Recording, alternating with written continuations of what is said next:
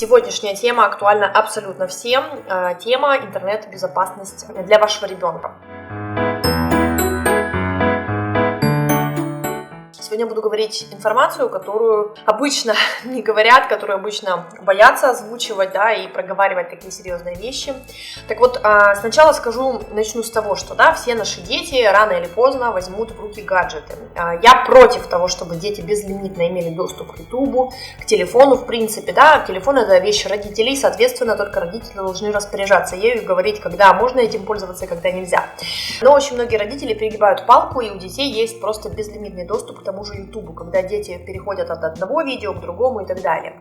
Ну, мало того, что безлимитное количество просмотра мультиков, оно притупляет возможности вашего ребенка, возможности мозга вашего малыша. Все детки рождаются с огромным потенциалом, и у них есть огромные возможности для развития своего умственного потенциала. Но если мы слишком много даем возможности смотреть мультики, которые мигают или листают с большой скоростью перед глазами ребенка, соответственно, он привыкает к тому, что он видит не такую, не сложную информацию, а легкую, да, то есть вот мелькающие картинки, которые, в принципе, не несут за собой какого-либо смысла.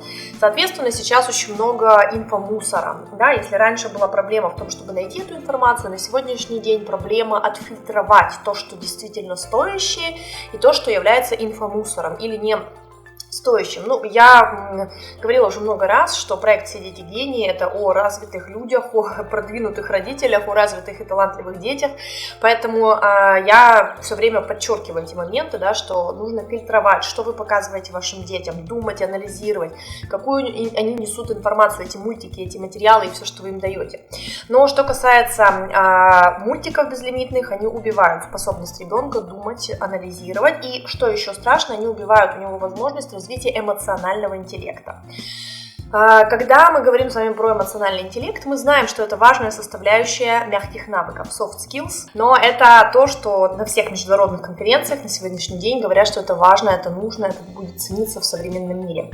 Так вот, что касается эмоционального интеллекта, то дети, у которых слишком много гаджетов, которые слишком много живут в виртуальном мире и у них не хватает сенсорного, двигательного и коммуникационного опыта, таким детям и, в принципе, людям, им будет намного сложнее общаться с другими, считывать эмоции, понимать другие эмоции, сопереживать, развивать в себе эмпатию и многие другие вещи. Соответственно, мой лимит, например, да, который я устанавливаю, это 10-15 минут в день, это гаджеты, и то мои дети раз в неделю только могут позволить себе там посмотреть какой-то мультик или что-то там, поиграть в какую-то развивающую игру. У меня нету даже ни на телефоне, ни на компьютере игр, которые могут быть вот просто пустые и бесполезные. Значит, помните, что ребенок должен жить в реальном мире, коммуницировать с реальными людьми, ошибаться в коммуникации, в дружбе. И да, вы со своей стороны организовываете окружение вашего ребенка. Я вам неоднократно говорила о том, что ваше окружение формирует вас и вашу реальность. Да? Мы поднимали эту тему очень много раз, и, конечно же, я всем предлагаю им, всех мотивирую к тому, чтобы вы анализировали, какие люди вас окружают, тянут ли они вас вверх или вниз. Соответственно, то же самое с вашими детьми. Да, на сегодняшний день, что касается инфомусора, да, у ребенка, который попадает в социальные сети, который попадает в тот же YouTube, у него просто огромный поток инфомусора. Если вы сами подписались на каналы, которые несут пользу, и вы знаете точно, что ребенок смотрит конкретно только эти мультики или эти материалы, и они там полезны, вы это все проанализировали, это один вопрос. Если у ребенка серфинг по интернету, то это проблема. И вот вы понимаете, к сожалению, очень многие родители, я вот уже даже на сейчас смотрю, в нашей возрастной группе для детей до 6 лет дают безлимитное количество просмотров.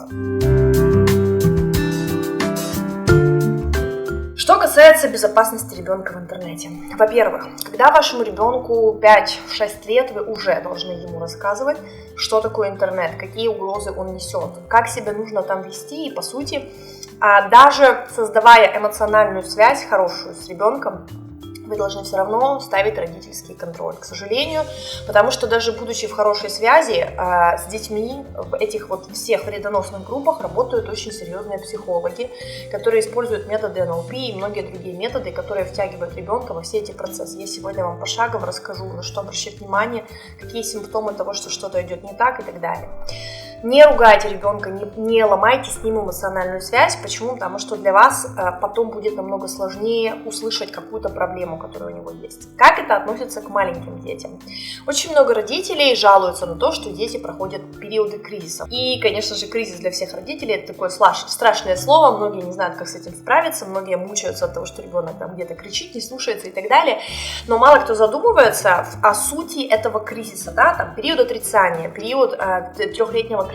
Зачем он вообще нужен ребенку? Мы, в принципе, с вами по жизни люди, начиная с момента рождения, да, и заканчивая старостью, проходим разные кризисы. Но для ребенка, в частности, кризис 3 лет играет огромную роль, потому что он потом у вас станет подростком этот ребенок. Если он не пройдет кризис 3 лет в раннем возрасте, то есть если он не отстоит свою позицию, иметь право свое, да, свое решение, свое право.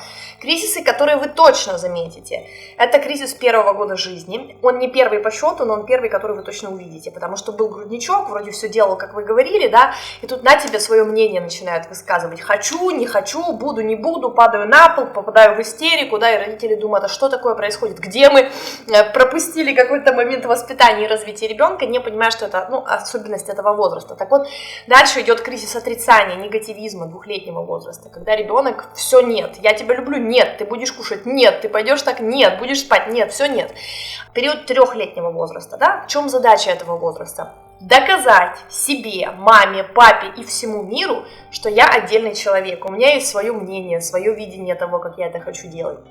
И, естественно, очень вам выгодно, если ваш ребенок сможет отстоять свою позицию именно в этом возрасте, потому что если этого не происходит в раннем возрасте, кризис затягивается до подросткового возраста. То, что вы делаете сегодня в коммуникации с вашими маленькими детьми, повлияет на то, как они будут расти дальше. И как бы родители, понимая, да, что сейчас мы делаем определенное вложение своего времени, ресурсов, своей любви и так далее, что это потом поможет в следующем периоде и в следующем возрасте ребенка, они, конечно, должны к этому относиться по-другому. У кого ребенок имеет уже доступ к какому-либо гаджету, либо, возможно, кто планирует давать ребенку доступ к гаджету в течение там, этих 5 лет ближайших, да? Понимаете, тут, с одной стороны, мы стараемся ребенка обезопасить от гаджетов, дать ему больше сенсорно-двигательной активности, особенно те, кто в проекте «Все дети гении», вы уже понимаете, насколько важно формировать правильно структуры мозга ребенка, насколько это повлияет на весь интеллект, на его самооценку, уверенность и вообще, в принципе, самореализацию в будущем. Далее, значит, когда мы с вами говорим про гаджеты, мало того, что мы должны их лимитировать, но мы еще и должны ребенка учить правильно этим всем пользоваться. Да? Выходя в интернет, он становится доступным 3 миллионам, миллиардам людей, да, которые половина из них нормальная, половина из них не совсем адекватная, 1% маньяков, педофилов и ненормальных людей. Поэтому, естественно, понимая это, вы должны ребенка к этому процессу подготовить. Моя позиция такая: ребенок и компьютерные игры — это вещи несовместимы. Это мое видение вообще. В принципе, вы можете быть не согласны с этим мнением. И, естественно, мультики на телевизоре, главное, чтобы под вашим контролем, да, чтобы не просто серфинги, главное, чтобы не более 15 минут в день. Когда мы выходим с ребенком в интернет, мы показываем, да, что есть такое пространство, его задача не в играх, а в обучении тебя. То есть это тот инструмент, которым ты можешь пользоваться для того, чтобы давать информацию.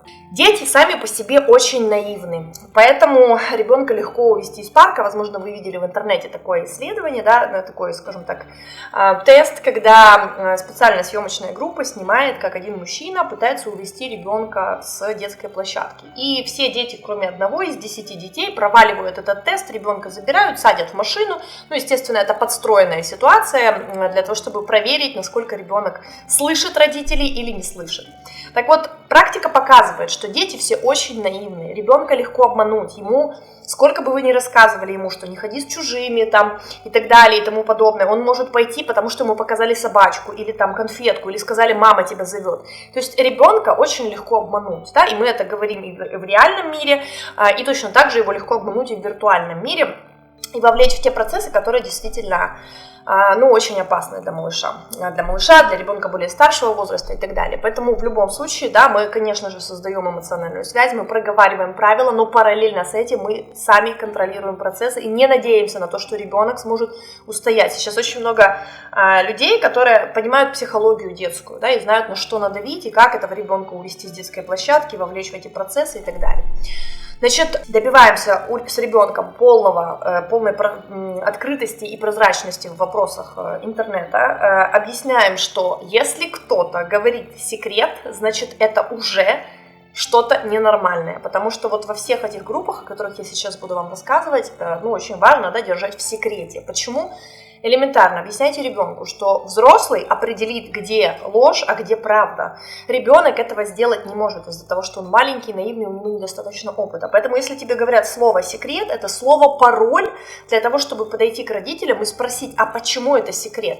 И вот тут у нас что еще вплетается? Тут еще вплетается знание, которое я вам даю в рамках проекта «Все дети гении». Это то, что мы не просто ребенка заставляем и натаскиваем как попугайчика повторять какие-то вещи, да, мы учим ребенка думать, анализировать, а не просто тупо повторять. Да? Если вы говорите, там, можно ли куда-то уходить, ребенок там нельзя, да, он же не понимает, почему глубинно, да, то есть ему нужно объяснять, ему нужно запускать процессы, а что будет, если ты пойдешь там с человеком куда-то, а если еще какая-то, то есть проговаривать и вообще, в принципе, мы опираемся на то, чтобы развить мышление ребенка, не просто тупо его тренировать на запоминание, а именно запускать эти процессы, которые помогут ему в дальнейшем разбираться более глубоко.